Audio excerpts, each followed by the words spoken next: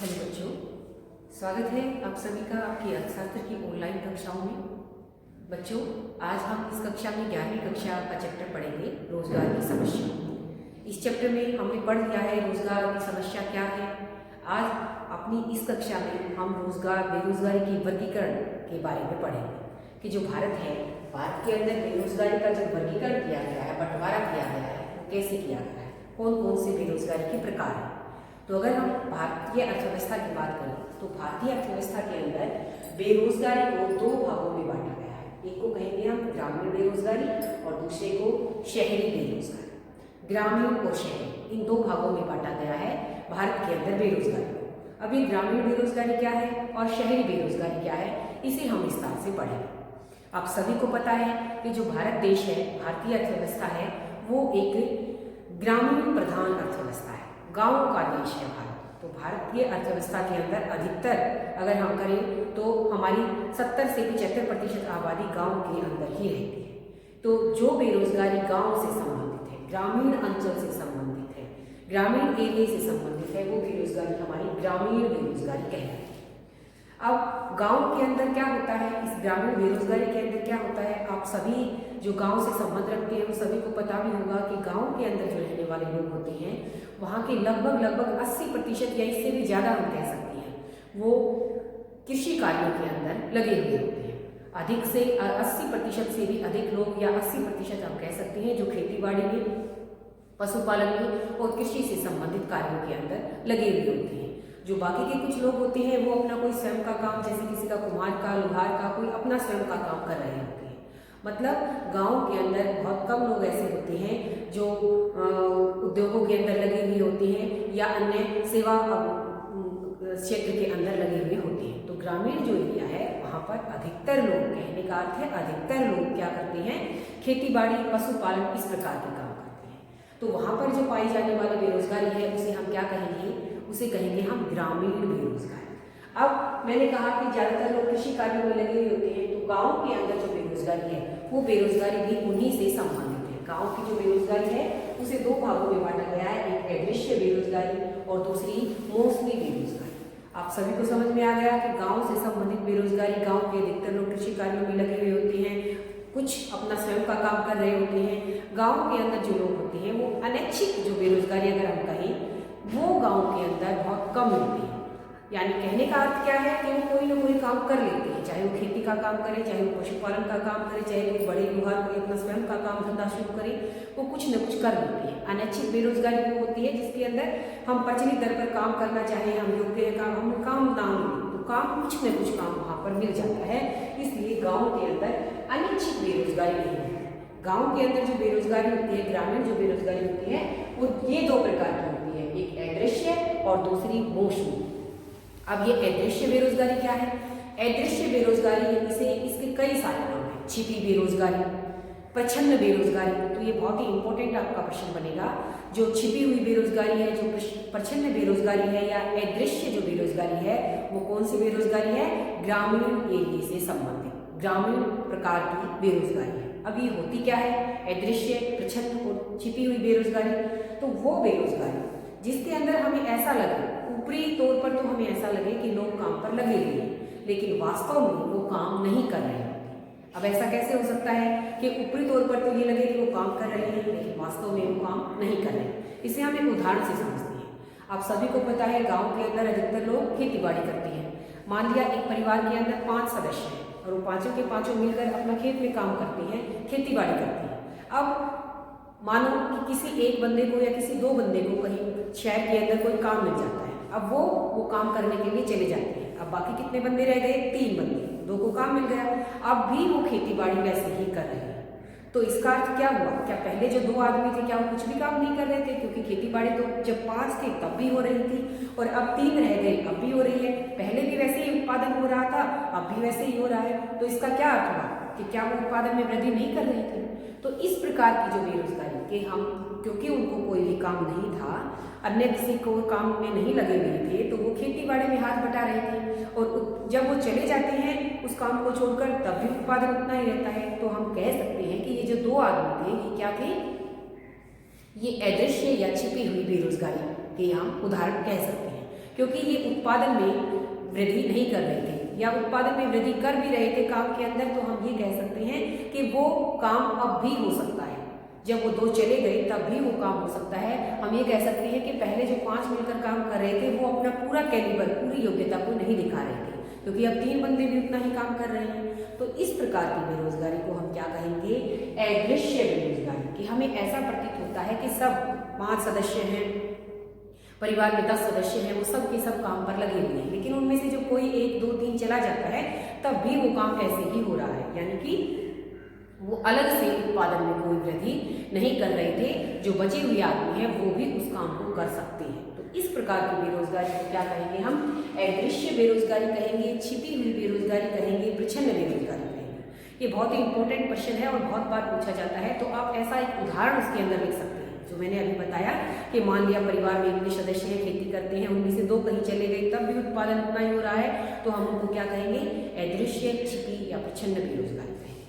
अब जो दूसरी बेरोजगारी है गांवों से संबंधित, वो है हमारी मौसमी बेरोजगारी।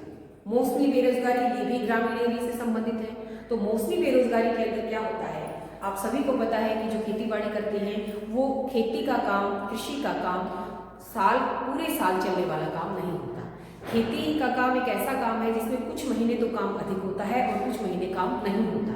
तो जब काम नहीं होता, जैसे जब फसल की बुआई होती है तब काम होता है, और जब फसल की कटाई होती है तब अधिक काम होता है, बीच में काम कम होता है। तो जो बीच में जो लोग बिना काम के रहते हैं, तो उस प्रकार की बेरोजगारी को हम क्या कहेंगे? वो मौसमी बेरोजगारी है, क्योंकि कुछ समय काम कम होता है या ना के बराबर होता है। तो उस समय जब वो लोग बेरोजगार रहते हैं तो उस बेरोजगारी को हम क्या कहेंगे? मौसमी बेरोजगारी। तो मौसमी बेरोजगारी भी कहाँ पर पाई जाएगी? ग्रामीण एरिया के अंदर, जहाँ लोग खेती बाड़ी करते हैं, पशुपालन करते हैं, कृषि का काम करते हैं। तो ग्रामीण बेरोजगारी क्या होती है? जो गांव से संबंधित हुई, और ये 2 प्रकार की होती है, अदृश्य और मौसमी बेरोजगारी। आप लोगों ने अच्छे से समझ लिया। इसके बाद हमारी दूसरी टाइप आती है बेरोजगारी की, जिसका नाम है शहरी बेरोजगारी। शहरी बेरोजगारी जो शहरों से संबंधित है। आप सभी को पता है जो लोग शहरों के अंदर रहते हैं, तो बहुत सारे लोग शहरों के अंदर रहते हैं, वो काम की तलाश में आए हुए होते हैं, लेकिन उनको काम नहीं मिला हुआ होता, या शहरों के अंदर जो लोग रहते हैं उनको काम ना मिले, तो उनकी जो बेरोजगारी है वो क्या कहलाएगी? शहरी बेरोजगारी। अब जो ये शहरी बेरोजगारी है ये भी 2 प्रकार की होती है। पहली को कहेंगे हम औद्योगिक बेरोजगारी। औद्योगिक बेरोजगारी शहरों से संबंधित। तो क्या होती है औद्योगिक बेरोजगारी? शहरों के अंदर बहुत सारे लोग ऐसे होते हैं जो उद्योगों के अंदर, व्यापार के अंदर, यातायात के अंदर, निर्माण कार्यों के अंदर, इस प्रकार के फैक्ट्रियों के अंदर, कारखानों में काम करने के इच्छुक होते हैं। बहुत सारे लोग शहरों में ऐसे होते हैं, लेकिन उन्हें वहाँ काम ना मिले, तो उसे हम क्या कहेंगे कि वो क्या है? औद्योगिक बेरोजगारी। शहरों के अंदर फैक्ट्रियों में, कारखानों में, उद्योगों में, व्यापार में, निर्माण कार्यों में, इन लोग जगह पर वो काम करना चाहते हैं, लेकिन उनको वहाँ पर काम ना मिले, तो उसे कहेंगे हम औद्योगिक बेरोजगारी। औद्योगिक बेरोजगारी शहरों में बहुत अधिक पाई जाती है। इसके 2 कारण हैं। पहला कारण तो ये होता है कि जो गाँवों के अंदर जो मौसमी बेरोजगारी होती है, तो उस समय जब लोग बेरोजगार हो जाते हैं तो वे सोचते हैं कि क्यों न इस समय कुछ और काम किया जाए, और वो शहरों की तरफ आ जाते हैं। तो गांव से लोग काम की तलाश में शहरों की तरफ आ जाते हैं। शहरों की तरफ आने से फिर क्या होगा? गांव शहरों के अंदर जो मजदूर हैं, मजदूरों की पूर्ति बढ़ जाएगी, मजदूर अधिक मात्रा में हो जाएंगे। फैक्ट्रियों में इतनी मात्रा में काम निकलेगा नहीं, और लेकिन आ जाएंगे वहाँ पर काम करने वाले बहुत अधिक। तो इस तरह से वहाँ पर क्या हो जाएगी? बेरोजगारी फैल जाएगी, और वो बेरोजगारी क्या कहलाएगी? औद्योगिक बेरोजगारी, क्योंकि काम करने वाले अधिक हो गए और काम इतना है नहीं। इसका एक और कारण है। दूसरा कारण है कि जो भारत के अंदर जनसंख्या है, वो जनसंख्या तेजी से बढ़ती जा रही है, और लोग गांव से शहरों की तरफ पलायन करते जा रहे हैं काम की तलाश में या किसी भी तलाश में। तो क्योंकि जनसंख्या तेजी से बढ़ रही है और उतनी मात्रा में रोजगार के साधन बढ़ नहीं रहे, रोजगार उतनी मात्रा में बढ़ नहीं रहे, और जनसंख्या अधिक तेजी से बढ़ रही है, और इस वजह से भी क्या होता है कि औद्योगिक बेरोजगारी फैलती है। तो औद्योगिक बेरोजगारी शहरों से संबंधित बेरोजगारी, जो गांव से लोग शहरों में आ जाते हैं, और शहरों के अंदर जो फैक्ट्रियां होती हैं, जो कारखाने होते हैं, उनमें इतना काम ना होने के कारण फिर वहाँ पर औद्योगिक बेरोजगारी बढ़ जाती है। शहरों की जो दूसरी बेरोजगारी है वो है शिक्षित बेरोजगारी।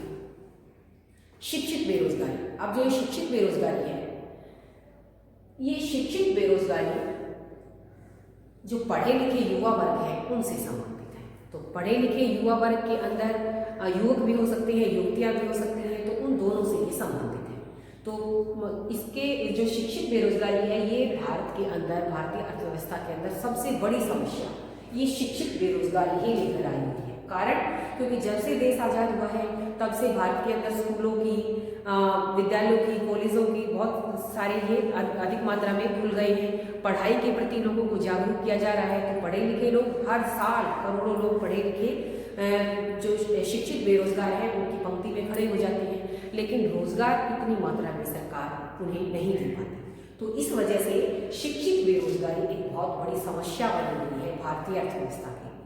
युवकों के अंदर भी, युवतियों के अंदर भी बहुत सारे युवक युवतियां जो हर साल पढ़ लिख कर पढ़े लिखे बेरोजगारों की पंक्ति में हो जाते हैं, लेकिन उनको इतने रोजगार नहीं मिल पाते। तो उस बेरोजगारी को हम क्या कहेंगे?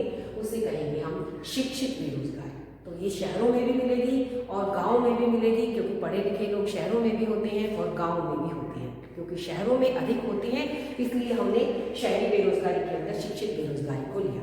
तो बच्चों, इस प्रकार से शहरी बेरोजगारी दो प्रकार की हुई, पहली औद्योगिक बेरोजगारी और दूसरी शिक्षित बेरोजगारी।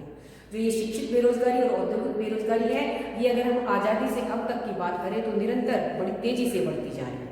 अगर हम रजिस्टर्ड आंकड़ों की बात करें, जो युवा रोजगार के केंद्र के अंदर जाकर अपना नाम दर्ज करवाते हैं, और उन रजिस्टर्ड बेरोजगारों की संख्या की अगर हम बात करें तो करोड़ों में लगभग 8 गुना, जब देश आज़ाद हुआ था तब से लेकर अब तक 8 गुना, और हो सकता है उससे भी अधिक, क्योंकि रजिस्टर्ड तो बहुत कम करवाते हैं, वास्तव में तो उससे भी बड़ी संख्या मिलेगी। तो ये देश के लिए ये जो समस्या है बेरोजगारी की, ये बहुत ही गंभीर समस्या बनी है।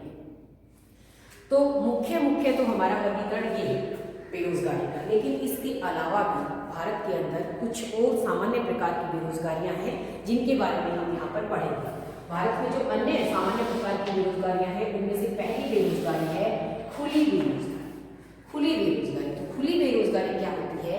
ये वही बेरोजगारी है जिसकी परिभाषा हम पढ़ते आए हैं कि लोग प्रचलित मजदूरी दरों के ऊपर काम करने के योग्य हैं, इच्छुक हैं, काम करना चाहते हैं, लेकिन उनको काम ना मिले। तो खुली बेरोजगारी वही बेरोजगारी है जिसे हम बेरोजगारी की परिभाषा के अंतर्गत गिनते हैं कि लोग काम करना चाहते हैं, काम करने के लिए तैयार हैं, काम करने की योग्यता भी रखते हैं प्रचलित मजदूरी दरों के ऊपर, लेकिन उन्हें काम नहीं मिलता। तो उसे हम खुली बेरोजगारी कहेंगे। इसी से हम बेरोजगारी की दर को मापते हैं। तो ये हो गई हमारी खुली बेरोजगारी। इसके अलावा जो दूसरे टाइप की और दूसरी सामान्य बेरोजगारी है, वो कौन सी है? हमारी संरचनात्मक बेरोजगारी। संरचनात्मक बेरोजगारी बहुत बार प्रश्न पूछा जाता है। तो अर्थव्यवस्था की संरचना में परिवर्तन आने के कारण, संरचना है तो संरचना में परिवर्तन आने के कारण जो बेरोजगारी। अब संरचना क्या होती है? ये संरचना के अंतर्गत हम दो तरीके से इसको पढ़ सकते हैं। अर्थव्यवस्था की संरचना, जैसे एक तकनीक बदल जाए, तकनीक कह सकते हैं हम इसको, या प्रौद्योगिकी भी कह सकते हैं। तो देश के अंदर तकनीक में बदलाव आ जाए या प्रौद्योगिकी में परिवर्तन आ जाए। तकनीक या प्रौद्योगिकी में परिवर्तन के कारण जो बेरोजगारी फैलती है, जैसे मैं आपको बताऊं कि आप लोग देखते हैं कि अब कंप्यूटराइज्ड सब कुछ हो गया, कंप्यूटर चलाना सबको आना चाहिए, लेकिन बहुत सारे लोग ऐसे भी मिल जाएंगे पहले के पढ़े लिखे जिनको कंप्यूटर चलाना नहीं आता। तो कंप्यूटर चलाने के ना आने के कारण, यानी कि तकनीक बदल गई, प्रौद्योगिकी बदल गई, तो इस तकनीक में परिवर्तन आने के कारण, क्योंकि हमें उस तरह का काम करना नहीं आता, अगर हमें उस तरह का काम करना आ जाए, हमें कंप्यूटर चलाना आ जाए, तो हमें रोजगार मिल जाए। तो क्योंकि संरचना में, अर्थव्यवस्था की संरचना में परिवर्तन हो गया, अर्थव्यवस्था की जो तकनीक पहले थी वो तकनीक अब नहीं रही, इस वजह से जो बेरोजगारी आती है उसे क्या कहेंगे हम? संरचनात्मक बेरोजगारी।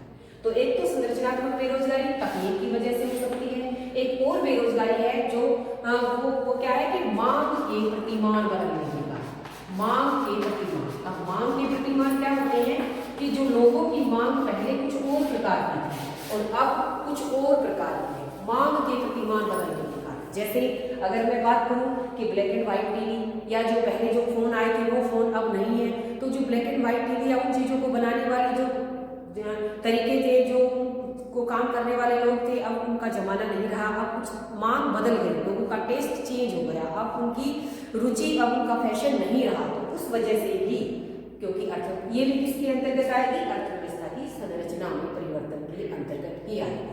तो इन कारणों से तकनीक में परिवर्तन होने के कारण या मांग के प्रतिमान बदलने के कारण, लोगों के टेस्ट, लोगों की रुचि बदलने के कारण जो बेरोजगारी आती है उसे क्या कहेंगे हम?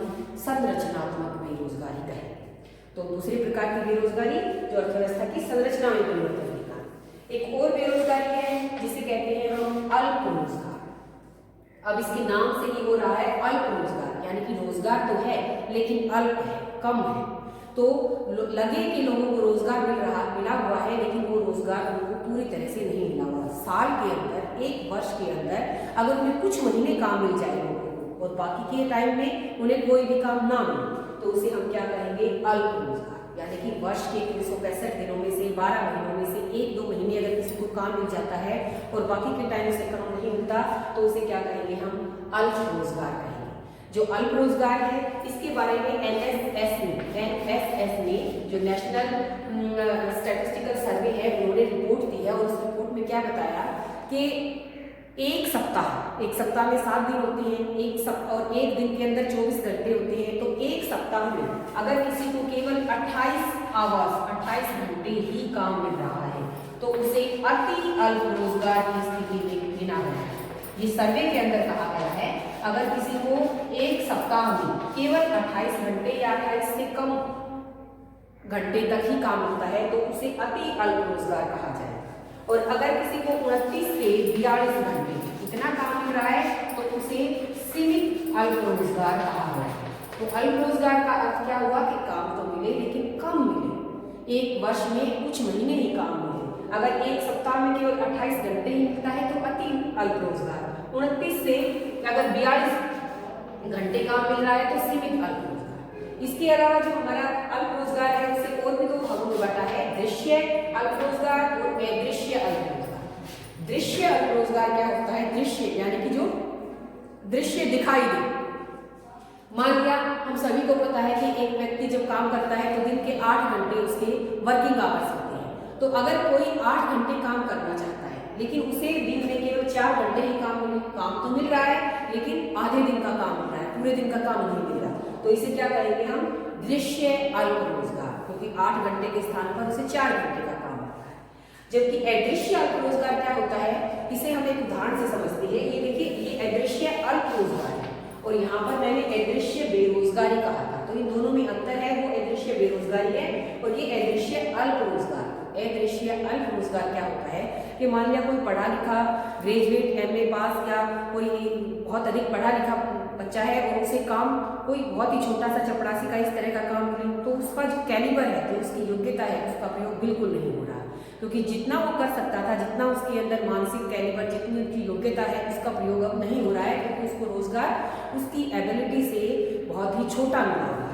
तो इस प्रकार के रोजगार को हम क्या कहेंगे? अदृश्य अल्प रोजगार, क्योंकि उसे कोई भी काम नहीं मिला इसलिए वो छोटा काम कर रहा है, जबकि वो काम तो बहुत बड़ा कर सकता है। तो उस प्रकार की बेरोजगारी को, अल्प रोजगार को हम क्या कहेंगे? अदृश्य बेरोजगार। किसी बहुत अधिक पढ़े लिखे आदमी को कोई बहुत ही छोटा काम मिले तो वो किसके अंदर आएगा? अदृश्य अल्प रोजगार। इसके अलावा अगला बेरोजगारी है, अगली संघर्षात्मक बेरोजगारी। संघर्षात्मक बेरोजगारी क्या होती है? संघर्षात्मक बेरोजगारी के अंदर हम पढ़ेंगे कि जानबूझकर या कुछ समय के लिए, जैसे इसको मैं उदाहरण देती हूँ कि मान लिया हम किसी एक कंपनी के अंदर काम कर रहे हैं, साथ साथ हम किसी और कंपनी के अंदर भी देखते रहते हैं कि मान लिया हमें कोई और अच्छी, इससे भी अच्छा पैकेज देने वाली और कंपनी मिल जाए। तो जब एक कंपनी के अंदर हम काम में लगे हुए हैं और हम किसी और भी अच्छी कंपनी के अंदर काम चाहते हैं तो कुछ समय के लिए हम उस काम को छोड़ दें, तब तक हमें दूसरी में मिले। तो वो जो कुछ टाइम जो हमें बेरोजगार रहना पड़ा वो क्या कहलाया? संघर्षात्मक बेरोजगारी। यानी कि हम एक काम को छोड़कर किसी और दूसरे अच्छे काम में जाना चाहते हैं और उस दूसरे काम में जाने तक के लिए कुछ समय तक हो सकता है हमें बेरोजगार रहना पड़ जाए, तो वो जो है वो संघर्षात्मक बेरोजगारी कहलाता है। इसे एक और उदाहरण से समझ सकते हैं कि मान लिया कोई कामकाजी महिला है और उस महिला की जब मान लिया कहीं उसको कोई काम आ जाता है या भाई शादी के समय लगा हो या कुछ समय के लिए अपने घर पर रहना चाहे और कुछ समय के बाद वो फिर से काम पकड़ लेती है, तो काम उसके पास पहले भी था और कुछ समय के बाद भी वो काम को पकड़ लेती है, लेकिन बीच के कुछ टाइम के अंदर उसने जानबूझकर या अपनी मर्जी से काम कोई अच्छा काम ढूंढने के लिए या भले अपने परिवार के अंदर अपना कोई बड़ा काम करने के लिए कुछ समय के लिए वो अपने घर पर रही है, तो वो जो समय है वो क्या कहलाएगा? संघर्षात्मक बेरोजगारी। कुछ समय तक एक नया काम ढूंढने के लिए और अच्छा काम ढूंढने के लिए या अपने घर पर रहकर कोई जरूरी काम करने के लिए उसको कुछ समय तक काम छोड़ना पड़ रहा है स्वयं अपनी मर्जी से, तो वो क्या कहलाया? हमारा संघर्षात्मक बेरोजगारी। और लास्ट की बेरोजगारी है हमारी चक्रीय बेरोजगारी। चक्रीय बेरोजगारी क्या होती है कि अर्थव्यवस्था के अंदर उतार चढ़ाव आते रहते हैं। कभी अर्थव्यवस्था बड़ी तेजी के साथ बढ़ती है, फिर उसके अंदर धीरे धीरे मंदी की स्थिति आती है, रिसेशन आती है। तो अर्थव्यवस्था में ये जो उतार चढ़ाव है मंदी और तेजी की, तो उस दौरान जो बेरोजगारी आती है उसे हम चक्रीय बेरोजगारी कहते हैं। एक बार अर्थव्यवस्था काफी तेजी से बढ़ती है, फिर धीरे धीरे उसके अंदर, जैसे अब कोरोना के टाइम में अब अर्थव्यवस्था में मंदी का समय आ गया, लोगों के रोजगार छूट गए, धीरे धीरे फिर लोगों को रोजगार मिल जाएंगे।